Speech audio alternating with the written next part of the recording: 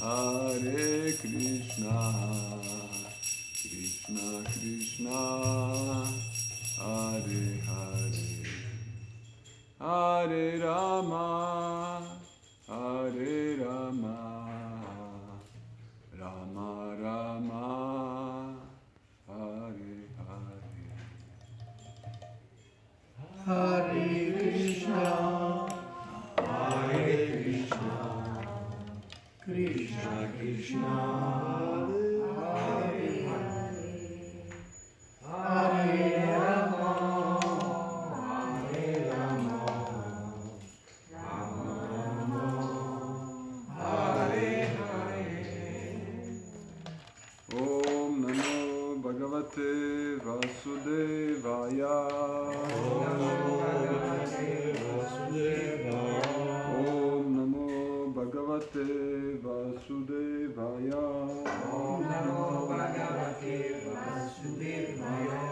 Om Namo Bhagavate Vasudevaya.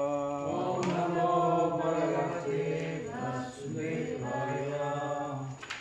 Naranam Namaskritya Narom Cheva Narottamam Devim Saraswatim Vyasam Tato Jayam Udirayet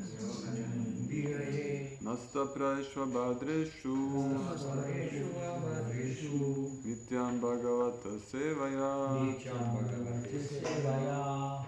Bhagavati Uttama Shloke Bhakti Bhavati Naishtiki. Before reading from the Srimad Bhagavatam, we should offer our respectful obeisances to Lord Narayan, the Supreme Personality of Godhead, to Narayan Rishi, the supremest of human beings, to Mother Saraswati, the goddess of learning, and to Vyasa, the Srila Vyasa, the author. By regular attendance to the classes of Srimad Bhagavatam and by rendering service to Holy Vaishnavas, all what is troublesome to the heart will become almost destroyed, and loving devotional service will become an irrevocable fact. Thank you very much, devotees, for giving me this big honor to read from Prabhupada Lilamrita, and I feel not very well to speak this in front of you who are more qualified, but please give me your blessings that I can do it for the pleasure of Srila Prabhupada, Shishi Guru Parampara, and their lordships, and please forgive me the mistakes in the reading. So we are reading from Srila Prabhupada Lilamrita, chapter 20, Stay High Forever. And I'm trying to see in which year we are.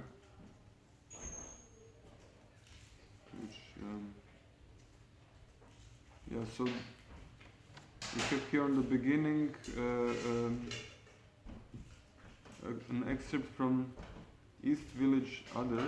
This was some newspaper which was written in October 1966. So there we can see that we are in New York in October 1966, one year after Srila Prabhupada arrived to the United States, and we are at October 13. The Village Voice ran 4 large photographs of the love pageant rally. The article stated, the backbone of the celebration was the mantras, holy chants from the Sanskrit Bhagavad Gita, and for 3 hours it became like a boat on a sea on rhythmic chanting. Led by 15 disciples of Bhaktivedanta Swami, who operates from the storefront on 2nd Avenue, the mantras ebbed and flowed with the rhythm of drums, flutes, and soda can tambourines. This was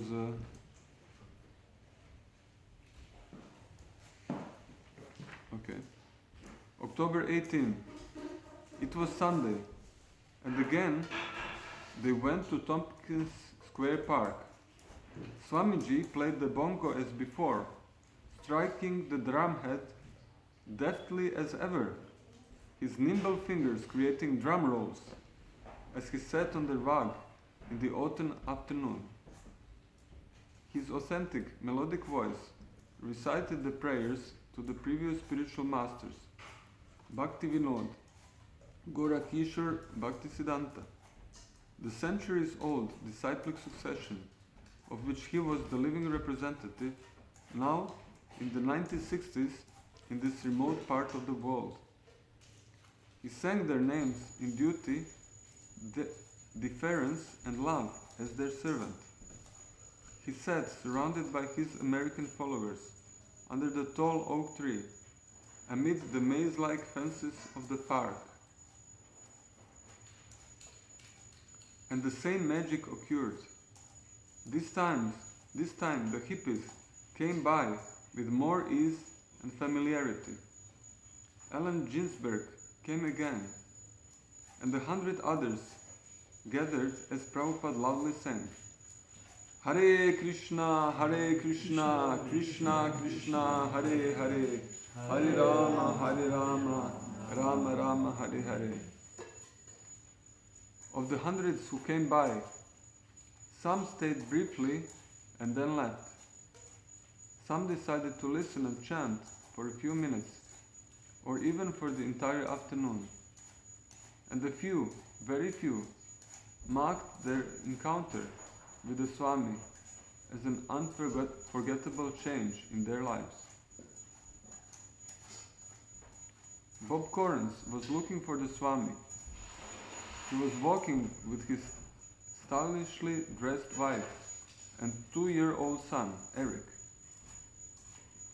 Bob was 26 years old and worked as a supervisor in the New York City welfare department. He had grown up in Washington, D.C., where he had met his wife. He had a full face and broad forehead, a clear voice and steady eyes. Bob, after I graduated from George Washington University, I decided to go straight to what I thought was the heart of the material world, New York City, to seek out whatever was the highest truth. I ended up living around the corner from the first East Village head shop. Bob didn't think his job as a social worker really helped anyone. His clients over the years seemed to maintain their same outlook and habits.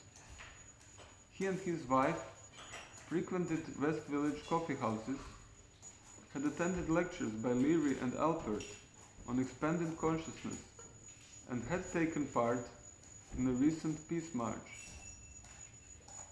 Bob had come to feel that his aspirations for a master's degree and a better apartment were unfulfilling, and he was looking for something more. Bob, I heard about the I Ching, a book that was supposed to chart a person's course in life. So I got someone to do a reading for me. The direction was, push upward through darkness. I took it as a good sign, a spiritual sign. Then I purchased the East Village Other, and I saw the article entitled Save Earth Now. There was a picture of the Swami. I had read in a book by a Sikh teacher that there could be no higher knowledge without a spiritual master. Every morning on his way to work, Bob used to pass by the Swami's storefront. Curious, he stopped once and peered in the window, only to find an empty room with some straw mats on the floor and one of Swamiji's boys. Oh, these people are Buddhists, he thought. The door had been opened, and the boy came over and invited him in. No thanks, he said, thinking, I don't want anything to do with Buddhism. And he went on to his job. In a head shop one day, he had picked up one of the Swami's Bhagavatams and looked through it. But he thought it was too advanced, so he put it back down. After he read the article in the East Village Order, his interest increased. He thought that today might be the last Sunday of chanting in the park before the cold weather came. And so he went to the park, hoping to find the Swami and his chanters. His wife was beside him, pushing Eric in a stroller, when he heard the ching-ching of the hand cymbals and the chorus of rhythmic chanting from the south side of the park.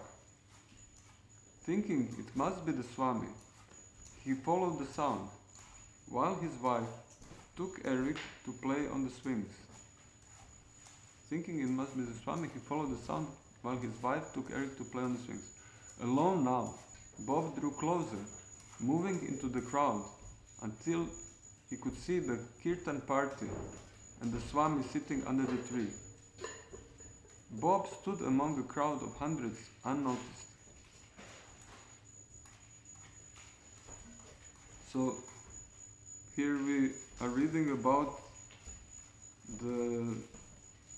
some of the first Harinams that took place in New York, Tompkins Square Park, where Srila Prabhupada started to do first Harinams in the Western world. And this is how the movement started. This is how the people and the hippies, they were attracted to Srila Prabhupada and to the holy name. So we had yesterday the chance to see the power of Harinam in Tours, where this magic which attracted all of us, the holy name and the kirtan, how it is attractive to people. And even Prabhu, when we just started to walk in Harinam and distribute books, even Prabhu told me, can you see? Today is a special day. And I said, what do you mean? And he said, you see, can you not see that people are very, very appreciating and more than normally how they are responding to Harinam. And I understood that it is really like this, and people were, for what I remember in Tours, there is people who are smiling, but most of the, or bigger part of the people is just going by and some smile. But yesterday it was really special. So many people were just stopping and smiling and looking into the Harinam and dancing. So I don't know if it was the mercy of Lord Gauranga or all of devotees who came together, but it was really special, and it remembered me of how this Harinam is special. I remember my first Harinam was in Hanover in Germany. It was, I think it was 2012. 12 or 13, probably 12, yeah, 12. And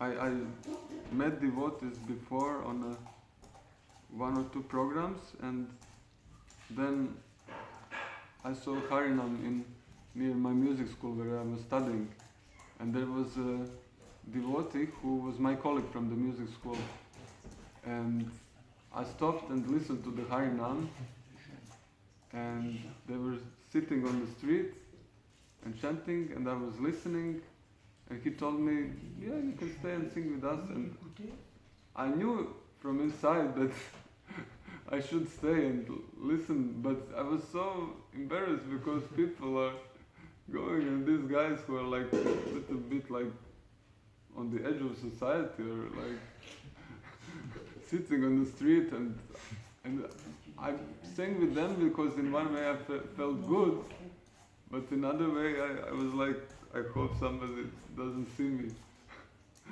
and then we were singing, and then my German language teacher, she came by, and I was like, oh. But it was so good, even though it was so bad for my ego, it was so good to be in Harinam. So,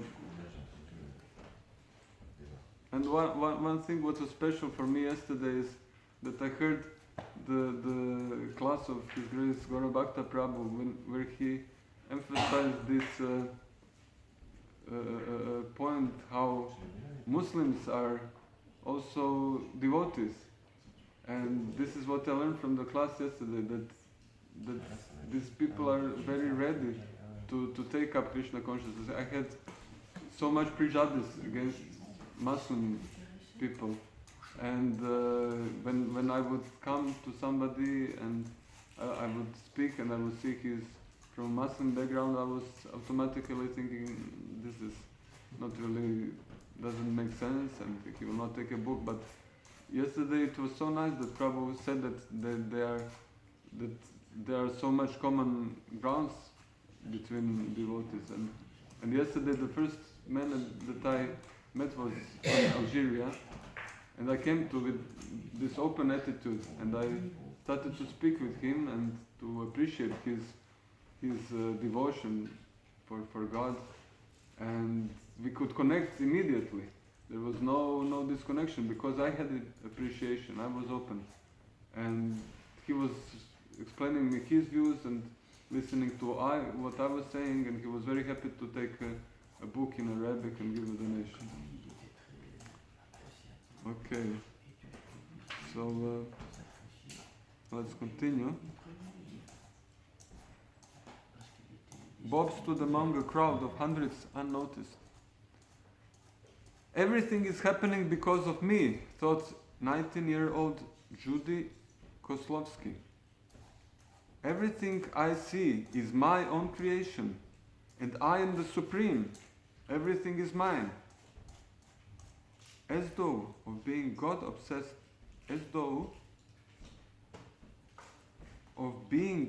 obsessed her, Judy forgot her father and everything else. She was confused.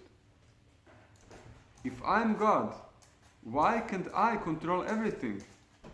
And why am I so fearful on LSD? Judy was a student at the City College of New York, majoring in art and history. She was taking guitar lessons from the Reverend Gary Davis, the blues singer and Christian preacher, who was teaching her the art of sad soul music. Today, however, under the influence of LSD, she had the overwhelming impression that she was God. She'd had a fight with her father, who seemed cold and distant to her and couldn't understand her, and she had left her parents' home in the Bronx and traveled downtown. She was going to visit a girlfriend, and Tompkins Square Park happened to be on the way.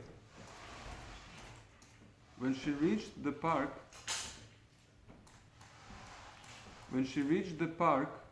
the kirtan was going on, but she couldn't see much because of the crowd. She weaved her way in closer until she could see some men. One, shaven-headed, several bearded, dancing with upraised hands. And in the center, she saw the Swami sitting on the rug, playing his drum. Dan Clark was 25, thin, intense, horn-rimmed bespectacled, an avant-garde filmmaker, and his first film was entitled Rebirth. He was a conscientious objector to the Vietnam War and was working at the Home for Children as alternative governmental service. He had been a member of the SDS and the War Resisters League. He had been arrested during a protest demonstration, and he had been suspended 1 week from his job for wearing a peace button and a black armband. He was into Buddhism, but he had lately been adding a little psychedelic seasoning. Everything is nothing and nothing is everything was his slogan, and he would go around chanting it like a mantra. But he was feeling that, at least psychologically, he needed a devotional tonic. His Voidistic meditation was getting stale. Dan had come to the park today looking for the Swami and the chanting he had read about in the East Village Other. He had seen the Swami before, one evening a few months back. He had been waiting for a bus across the street from the Swami's storefront. He was on the way to a rehearsal for a mixed media show, and his friend had gone into Sam's luncheonette for a moment, when he noticed that in the storefront an orange-robed Indian man with a shaved head was lecturing to a small group of young people. Dan. When I saw him, I imagined myself walking across the street, going into the storefront, sitting down and renouncing all worldly connections. But I thought to myself, it's only my imagination. After all, I'm married, and I'm on my way to rehearsal, and I don't know anything about the Swami anyway. So my friend and I got on the bus. But Dan lived only a few blocks away from the storefront, and now and then he would pass by. Once he had stood for several minutes on the sidewalk looking at the cover of the Srimad Bhagavatam taped onto the window. Then it showed an oval lotus with planets around it. And right then I was introduced to the idea of spiritual sensuality. And when I saw the painting of Lord Chaitanya and his associates in the window, that really threw me. I thought, yes, this is what I need, juice. I remember when I first saw Panchatattva picture on the altar in one temple, it was like, really their faces like they were alive. It was so nice. Dan and his wife walked the paved pathway through the park. He was looking around for the Swami, but he didn't really know what to look for. He expected to see robes and hear Buddhist-style chanting, but he couldn't find anything.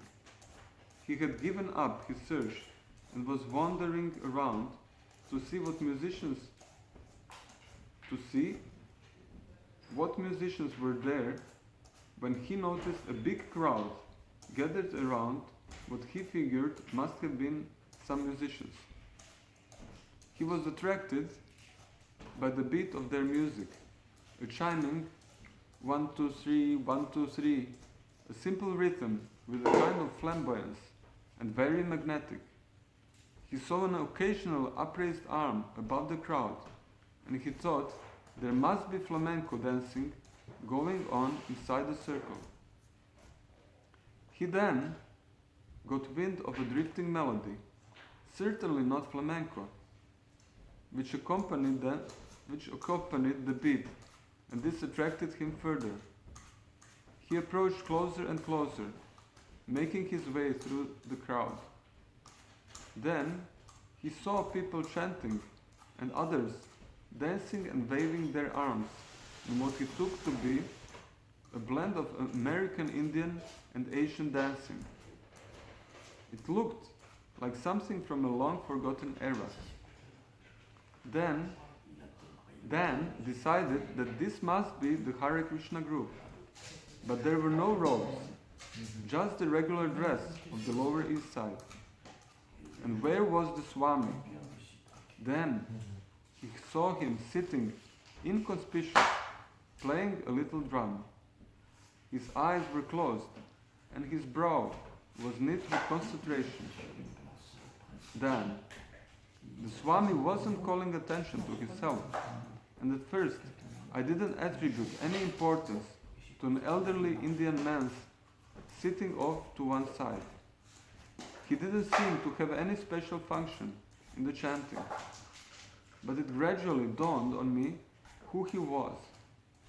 He was the same Swami I had read about in the paper and seen in the storefront. After a while he spoke, but I couldn't hear him.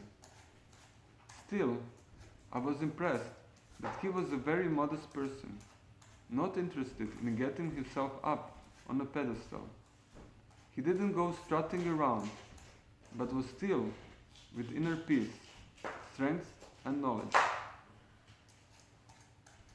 So this is one point that Prabhupada didn't want to have people look at him as a something special. He, how you call it? He was. I mean, some people recognize him as a pure devotee, but some people he didn't make a pomp. He was not putting himself in the foreground. So this is devotee. They don't make themselves big, and we can miss them. We can sometimes not recognize them. So the point here is that I met one young man in Lyon who is studying something with about the mind and some kind of like psychology related study, and he told me one thing that if you play a movie or a cartoon and then you put one second or a split second of a picture of apple, then your mind,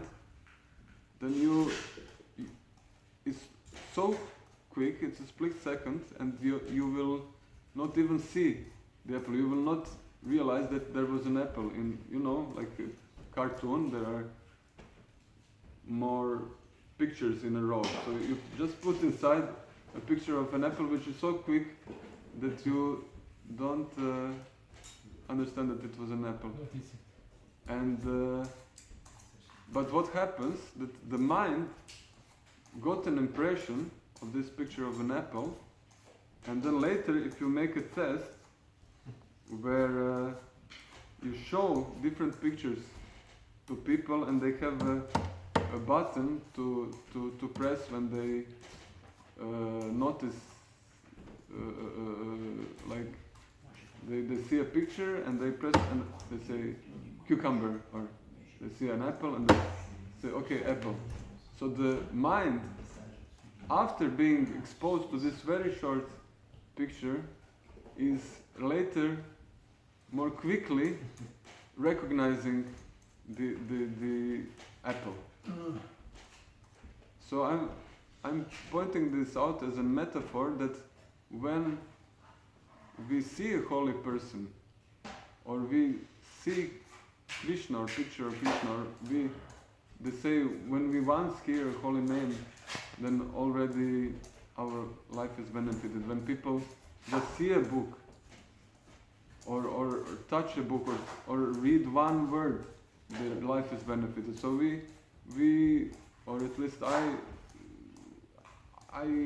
didn't really have faith in this, like people see a book and their life is already perfect. But really people have benefits, like our mind has an impression of the very short picture. In the same way, people who just meet devotees or just see them very shortly, later they get the impression, and later they get some desire to see them again. I remember that there was a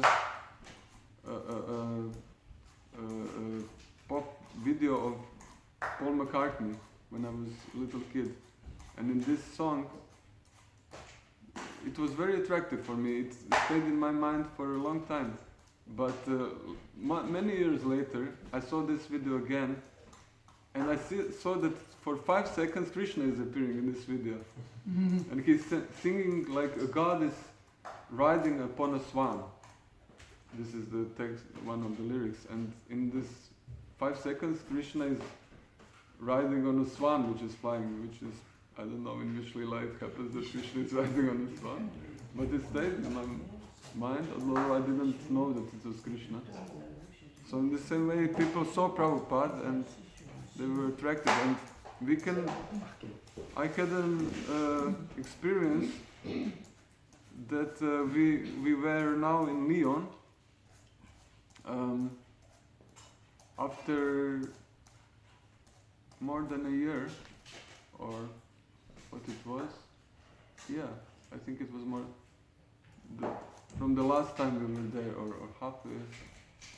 Anyway, half a year or a year after that we were in Lyon. Before first time we made the Harinams in the park, and it was very nice in summer, and lots of people came by, and there was a young man who was just there, and he was meditating in doing a silent meditation. But the devotee, we were having Harinam a little bit further, and the devotee saw him meditating, and she came to him and asked him to come with us. And then he came to us, and we met and we exchanged numbers. And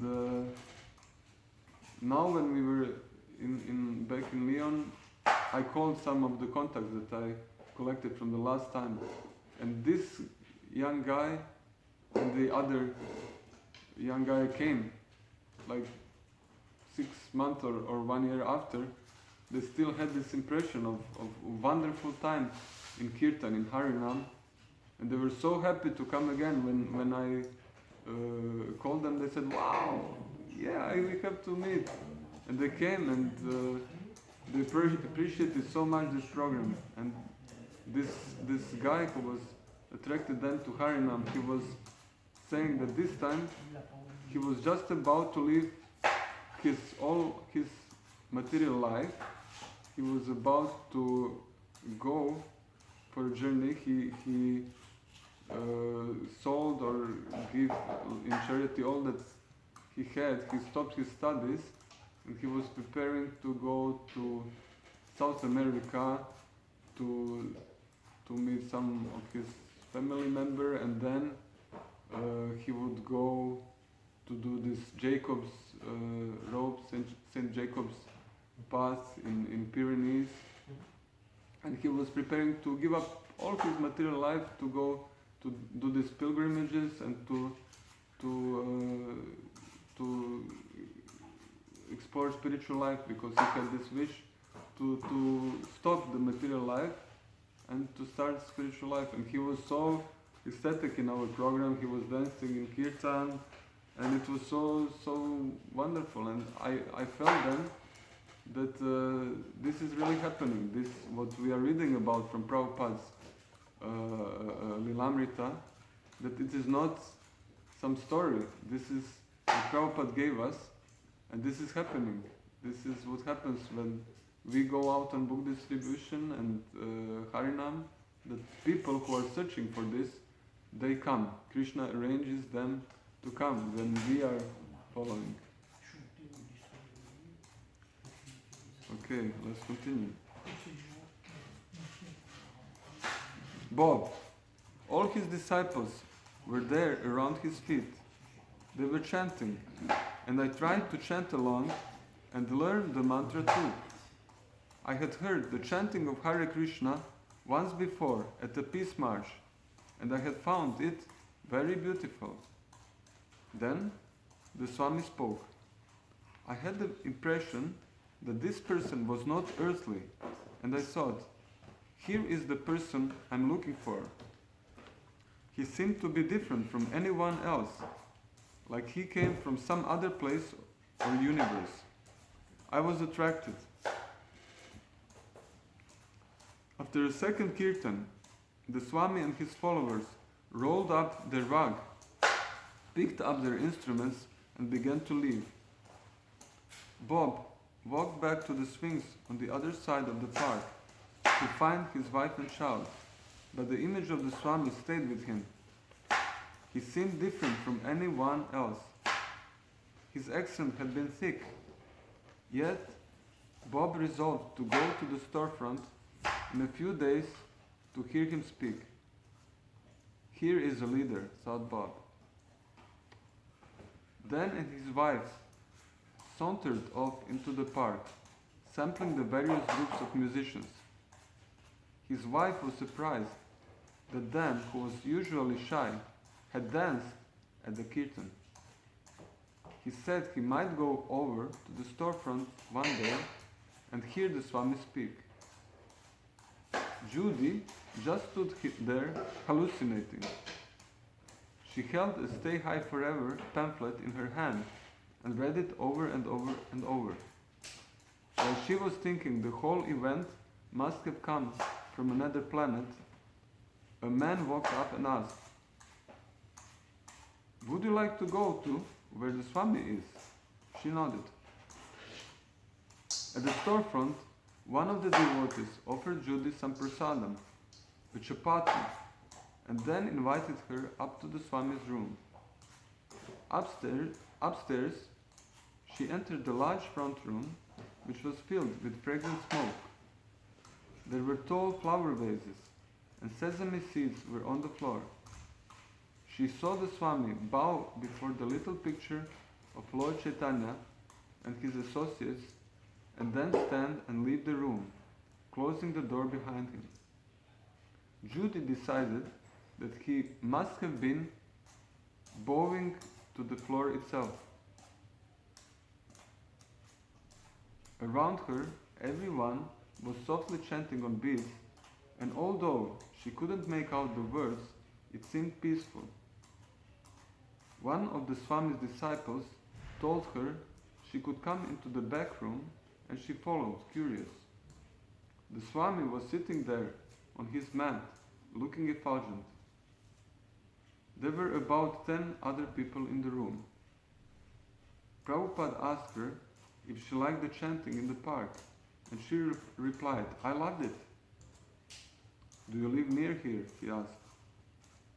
Judy flashed on her idea that she was the all-pervading truth, and answered in a way which she thought must have sounded very mystical. "Oh, I live very near." "Good," said Swamiji. "Then you can come for our morning kirtan and class." Then she realized that she didn't live so near, and that it would mean traveling an hour and a half from the Bronx to visit the Swami. But she decided that since he had asked her, she would come. Then she thought, "I'm making this up." But Prabhupada assured her as if knowing her thoughts. This process is nothing you have made up. It is very old, very simple and sublime. He leaned back. We are eternal, he said, and everything around us is temporary. Judy was now coming down from the LSD. By the time she left the Swami, it was late. She had wanted to stay overnight, but the boys hadn't allowed her. But she was determined to join. So this is one point that Prabhupada knew her mind. This is amazing. She thought I'm making this up, but Prabhupada assured her as if knowing her thoughts. This process is nothing you have made up, it is very old. I remember there was one Prabhupada disciple in Memories of Prabhupada. She was saying how she was about to be initiated, and like Prabhupada was often giving the names with the first letter, like the name of the civil name, and her name was starting with M, and then she was thinking like devotees were getting names Maha something, and she thought, I don't want this Maha in my name.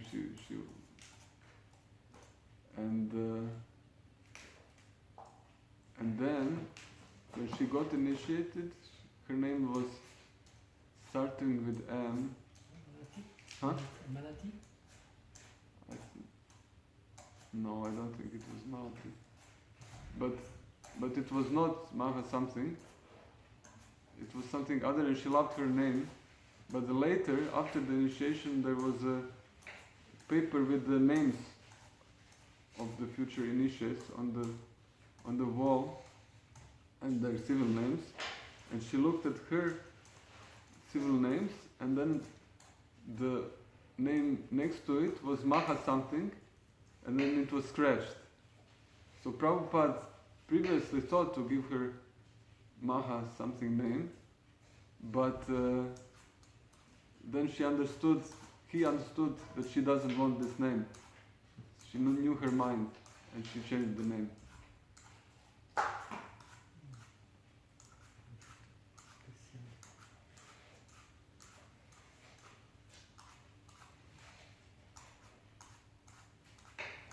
For Bob, it seemed natural to follow up on what he had seen in the park. He began attending the evening classes, and he started reading the Bhagavatam at home and chanting. He framed a picture from the Bhagavatam dust jacket depicting the spiritual sky and placed it on his small homemade altar. He would offer flowers before the picture and sit before it, chanting Hare Krishna. Bob was fascinated by the philosophy and the books and classes, and from the very beginning he was amazed that Swamiji's teachings answered all his questions. He listened carefully and accepted. It seemed like once I decided that he was telling the truth. It seemed like once I decided that he was telling the truth, I just accepted everything he said. Not that part of it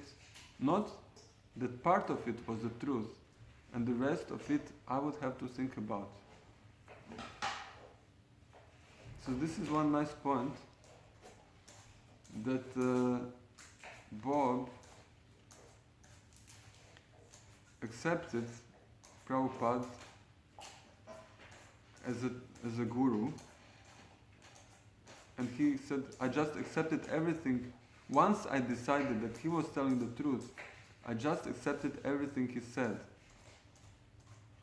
Not that part of it was truth and the rest of it I would have to think about. So this is accepting the spiritual master. He's decided to accept Srila Prabhupada.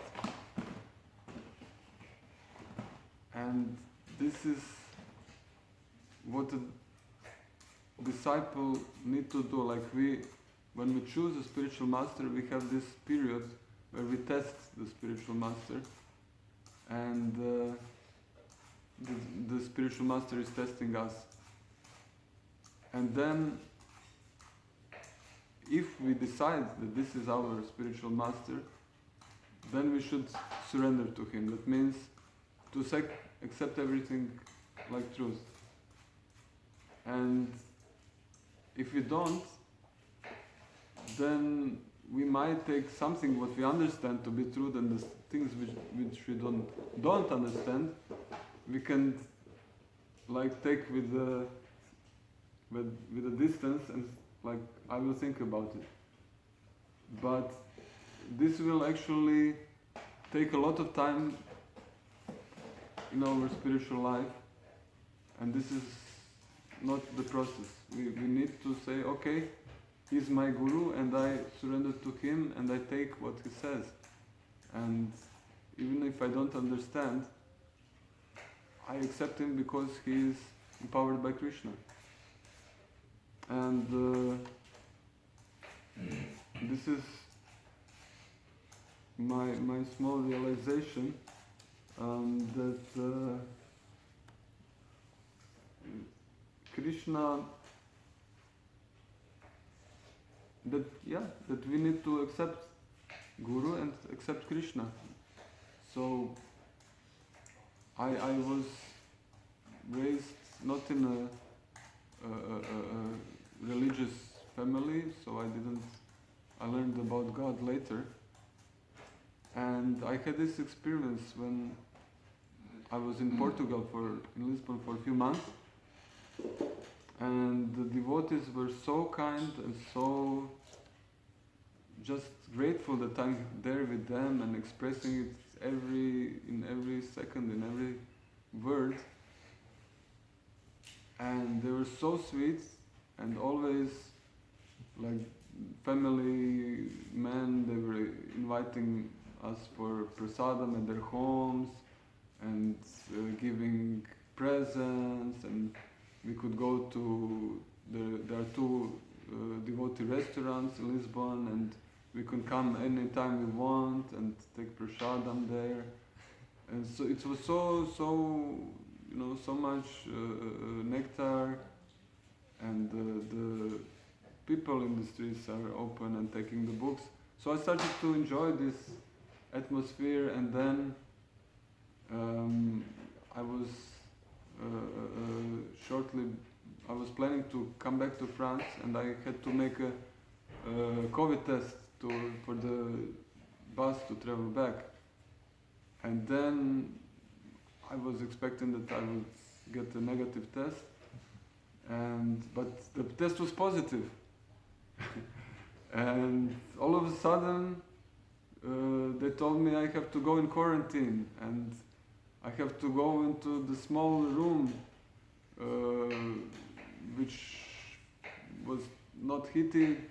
Okay, it was warm there, but and I remember it was on Friday, and Saturday it was planned that that we were invited to devotees for lunch, who cook so opulent prasad.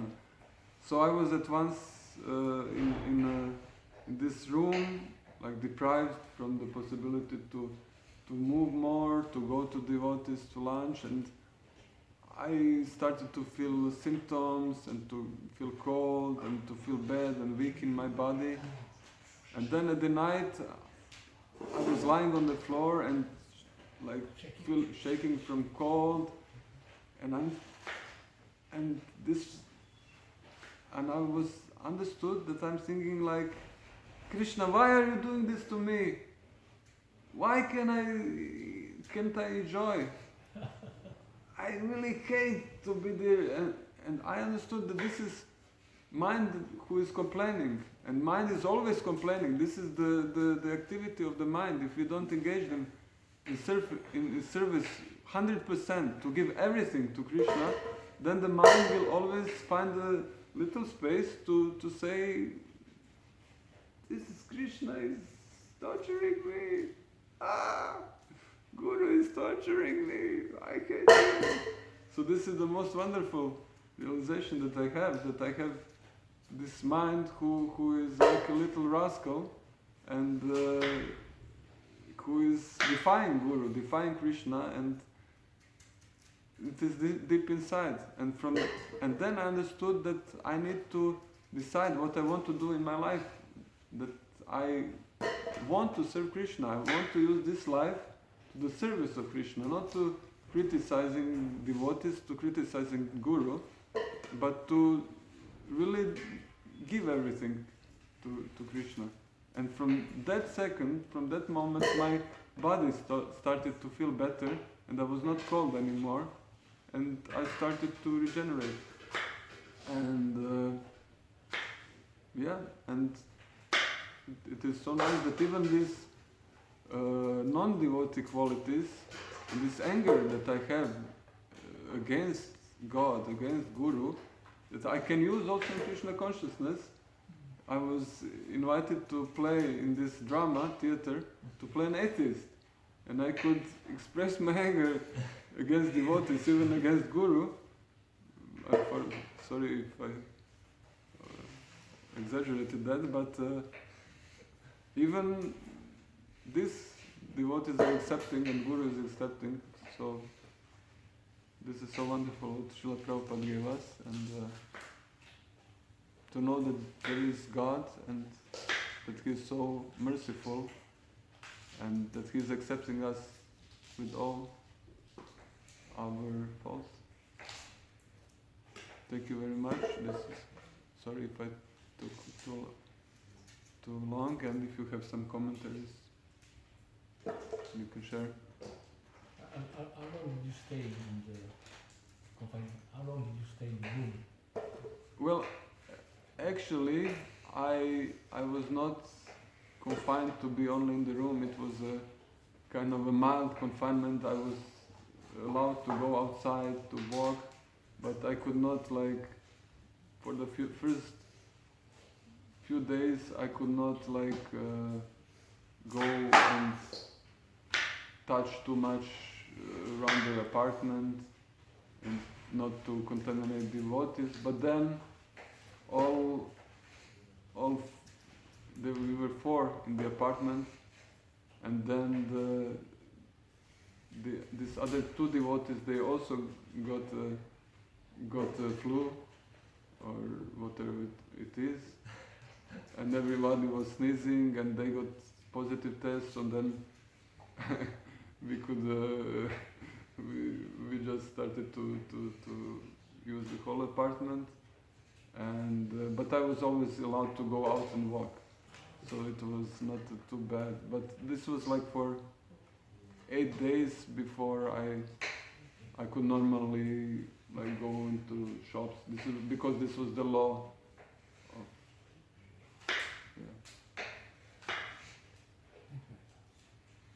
yeah, so this is like these things which look like a curse to us, the curse transforms into a benediction. So when I understood that this what is seems to be the verse, because I was thinking at the end, I have to die, I have to leave my body, this is so unfair.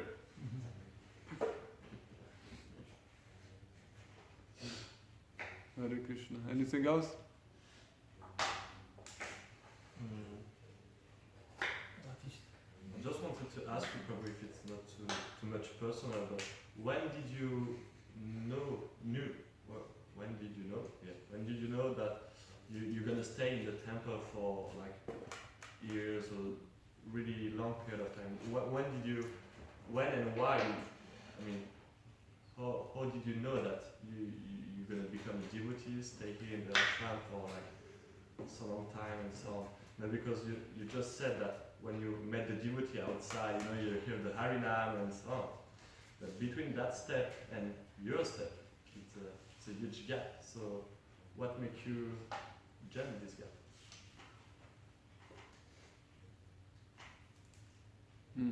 What make you jump this gap? To become a devotee. Yeah. So, like, what's his name? Bhakti Vikas Swami said, if I ever become a devotee, you will be the first person that I will let know. So, I try not to think of myself as a devotee. And this is a gradual process. And it's hard for me to say when it started, and it is still going on, becoming a devotee. So, I mean, from my early age, my parents tried to give me some good qualities, although they were not practicing religion. But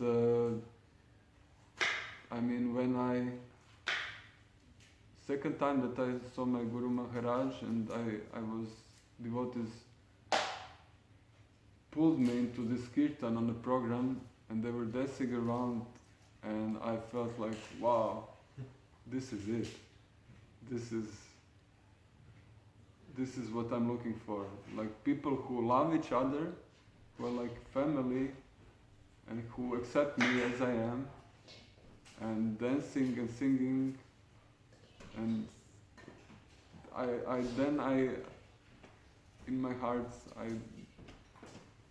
and then later maybe a month later, I met one devotee who was really kind to me, and I was his guest for a week, and he was treating me like really, really nice. And I decided, yeah, I will join this, I will join ISKCON, and I will chant Hare Krishna. But yeah, like, surrender, we always surrender more and more. So then I came to a temple, and I was there for Bhakta course for 1 month. And then once my Guru Maharaj asked me what I want to do, and I said I want to distribute books. And then he said, okay, you go to this temple and distribute books. But then one senior devotee told me, yeah, but think it over, and it's a big thing to leave the job, and you don't have to leave the job. And then I started to think, and then I went to the other temple and kept doing the material job what I had. I didn't follow the order of my spiritual master. So this was my step back in the other way. So then later, more years later, then I understood that I made a mistake and that I should change and actually join the temple full time and distribute books, because this is Brahmachari life, this is what I wanted.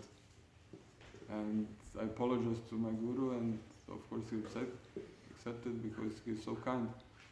But this is something still going on, to surrender. We always surrender more and more, and it's always getting finer and finer. So I don't know if I answered your question. Yeah. You did. But thank you for asking this. Anything else? Srila Prabhupada Lilamrita ki jai, Srila Prabhupada ki jai, Nitai Gaur Premanande.